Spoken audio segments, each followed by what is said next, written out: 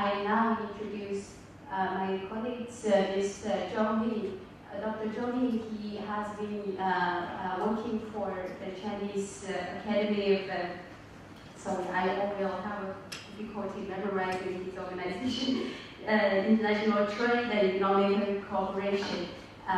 He has been a very active participant for all many of the projects taking place in these China-African corporations. Also, he has been a researcher and writing lots of books. So he will give us a whole picture, what kind of a situation now is taking place between China and Africa, especially in investment.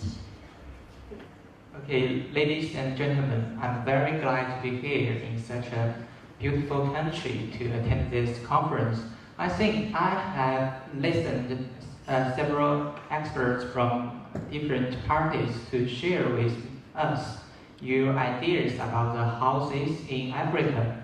So today I would like to talk a little bit about the Chinese investment in Africa, because I come from, as Professor Liu said, that the Chinese Academy of the Ministry of Commerce, and it is much easier to remember just like that.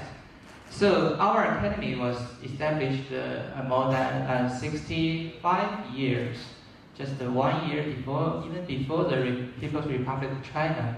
So we have been doing some kind of support to the government to give them some advices on how can we improve our efficiency of the management. And the Ministry of Commerce is taking charge of the trade, investment, aid, and economic cooperation, such as contracting and the labor cooperation. So this is our office at the academy. The office of our academy was built more than 30 years ago, just like very ancient Chinese styles. So we are doing some support to the government. And also we will give some advices to the investors, especially for the Chinese potential investors who want to invest abroad, because as China is newly developing countries, we are trying to give more information to the enterprises because they do not know too much about the foreign markets. At the same time, we also do some cooperation with international organizations and other countries, agencies or governments to help the investors know better about the foreign or local markets and environment. So to do this, we are trying to compile several kinds of country profile or country guide of the investment. We provide all these books to the investors on the website.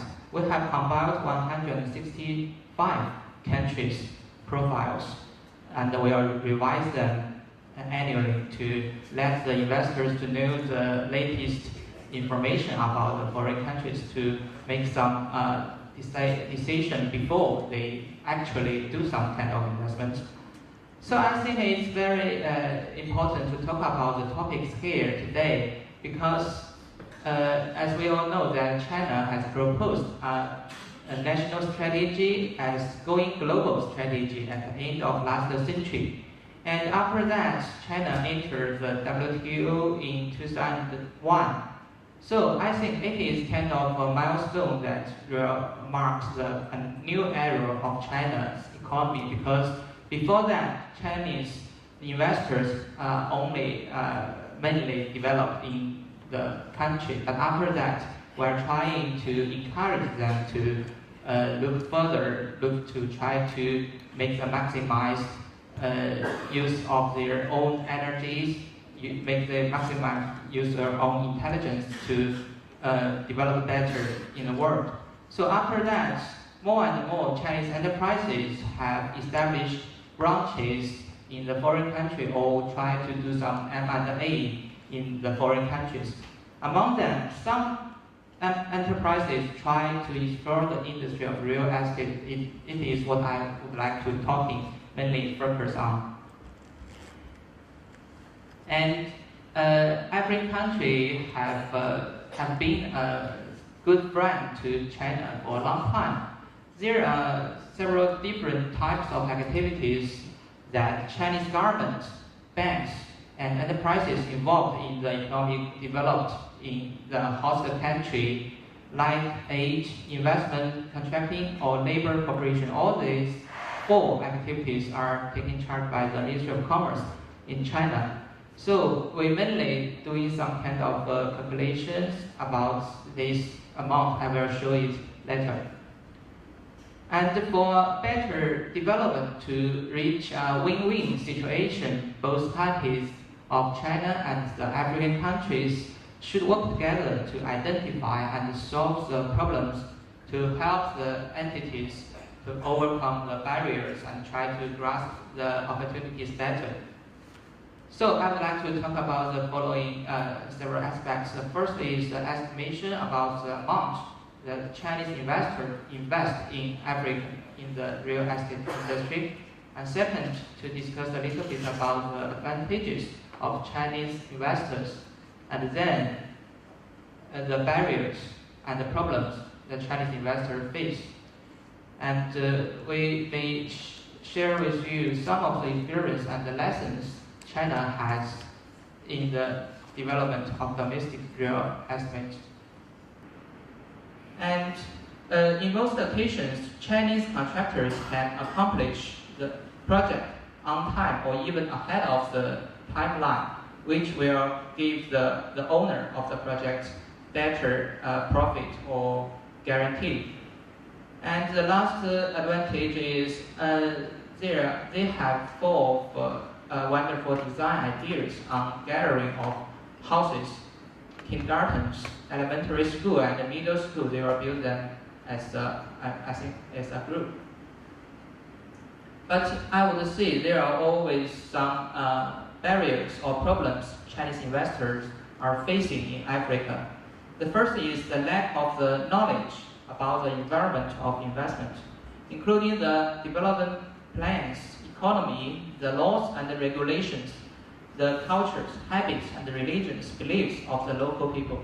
Even we have provided them some of the information, it is also very difficult for them to understand and grasp the idea of that. Only after several years they may have this kind of information and try to understand what they are going to do, what they need to do. And second is the protection of the investor benefits are not stated clearly, as the professor stated yesterday. It is not enough in the laws and the bilateral treaties, which may drive the investor into short-term activities. They will not take a long-term view about the investment. And the third is the communication ability is still not enough for Chinese investors on language, ways of thinking and behaving, which may make some barriers or problems when they are doing business with the African partners. Plans on urbanization and use different channels to let the potential investors know. Because most of the investors, they do not know about the plans, they just come here to do some investigation by themselves, such as to introduce them in AUHF's website as a channel of development plans. And third is, let's set up more channels for the communications between AUHF and China's organization on outward direct investment. Sharing information on both sides, we can also provide the information to our investors. And last is to require a developer to build a certain proportion as low-incomers houses or as affordable houses, and try to develop the more style to meet different needs of different parties. That's all. Thank you.